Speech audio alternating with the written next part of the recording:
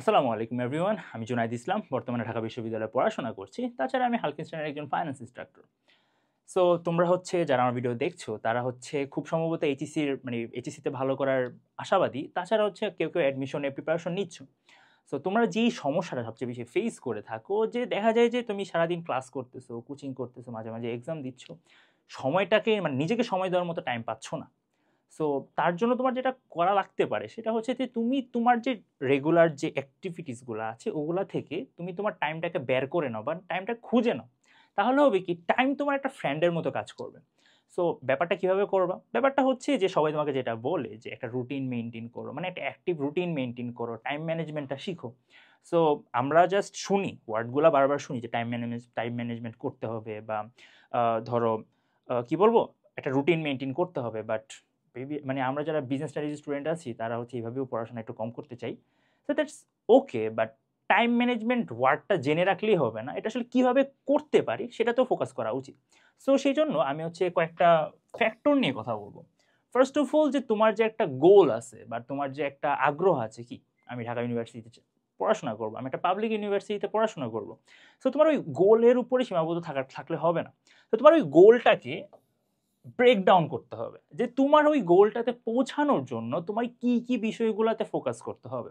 সায়েন্সের ক্ষেত্রে কি হয়, কেউ মেডিকেল, কেউ বুয়েট, বাট আমরা যারা বিজনেস স্টাডিজে আছি তাদের কি হয়, তারা বেসিক্যালি আমরা ফোকাস করি যে পাবলিক ইউনিভার্সিটিতে চান্স পাবো।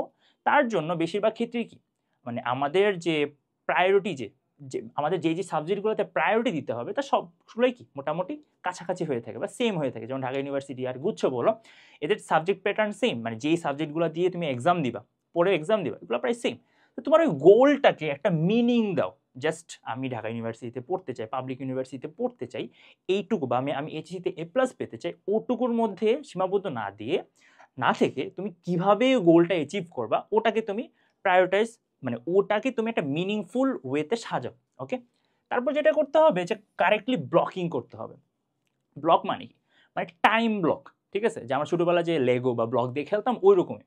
সো তুমি তোমার টাইমটাকে একটা কিছু কিছু ব্লকে সাজাও। যেমন তুমি সকালে এতটা থেকে এতটা পর্যন্ত ক্লাস করবা, ঠিক আছে, বিকালে তুমি 2 থেকে 3 ঘন্টা এই সাবজেক্ট পড়বা, এই সাবজেক্ট পড়বা, এটা পড়ে, বাট তুমি তোমার টাইমগুলোকে কিছুটা কয়েকটা ব্লকে সাজাও।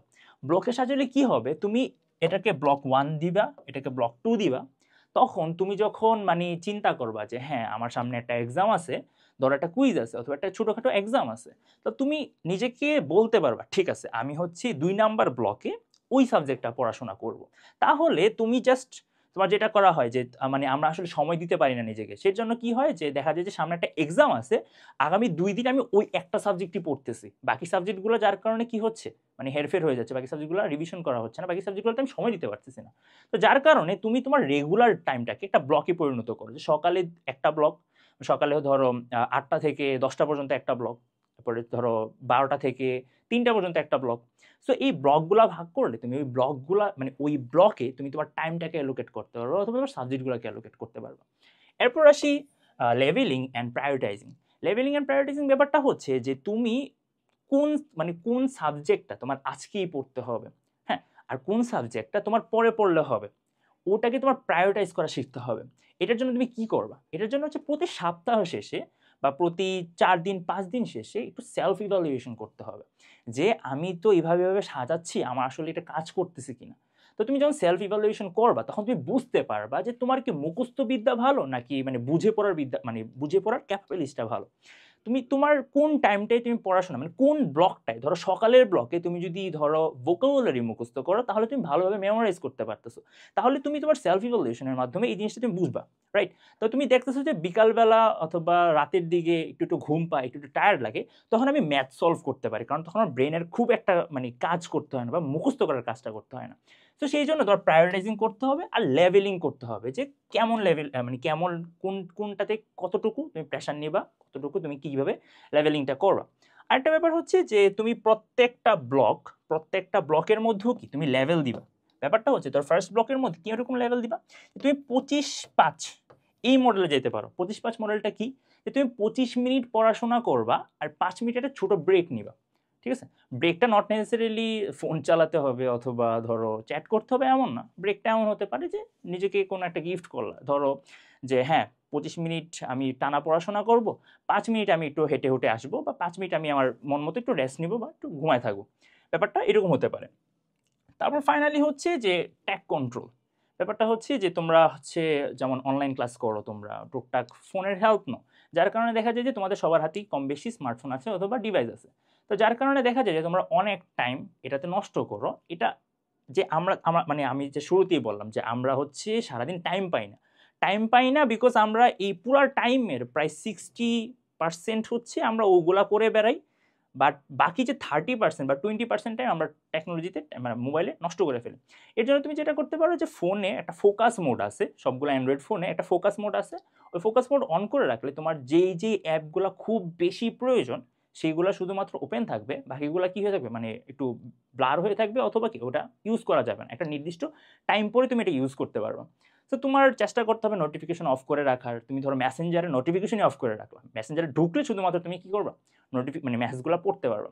সো এই ছোটোখাটো জিনিসগুলো যদি তুমি অ্যাপ্লাই করো তাহলে হচ্ছে কি তোমার ওভারঅল তুমি তোমার লাইফটাকে গুছাতে পারবে। ব্যাপারটা এমন না যে খুব বেশি মেধাবী হতে হয়, ব্যাপারটা এমন হচ্ছে তোমার খুব বেশি পরিশ্রমী হতে হবে, তোমার টাইমগুলোকে খুব বেশি কি করতে হবে, ইউটিলাইজ করতে হবে।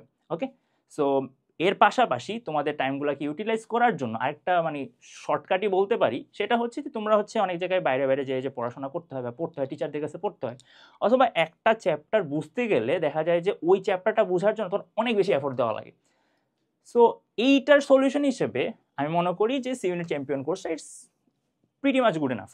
কারণ তুমি ধরো একটা টপিক বুঝো না, একটা চ্যাপ্টার কম বুঝো, তুমি যদি রেকর্ডেড ক্লাসগুলো করো, দেখো অনেকগুলো রেকর্ডেড ক্লাস আছে, রেকর্ডেড ক্লাসগুলো যদি করো তাহলে হচ্ছে যে তোমার খুব বেশি একটা এফোর্ট দিতে হচ্ছে না, কারণ ভাইয়া আপুরা তোমাকে বুঝাই দিচ্ছে। তার পাশাপাশি তুমি হচ্ছে কি টুকটাক যে ধরো এমসিকিউ যে কোশ্চেনগুলো আছে বা কোশ্চেন ব্যাংক আছে ওগুলো সলভ করলে তোমার মোটামুটি একটা চ্যাপ্টার বা তুমি যেই চ্যাপ্টার দুর্বল ওই চ্যাপ্টারটা তোমার কি ক্লিয়ার হয়ে যাবে। ওকে, সো এখনো সময় আছে, এনরোল করে নাও। আর দেরি না করে এনরোল করলে তোমার টাইম ম্যানেজমেন্টটা খুব বেশি ইফিশিয়েন্ট হবে, তোমার রুটিনটা খুব বেশি অ্যাক্টিভ হবে। ওকে, আজকে এটুকুই। আল্লাহ হাফিজ।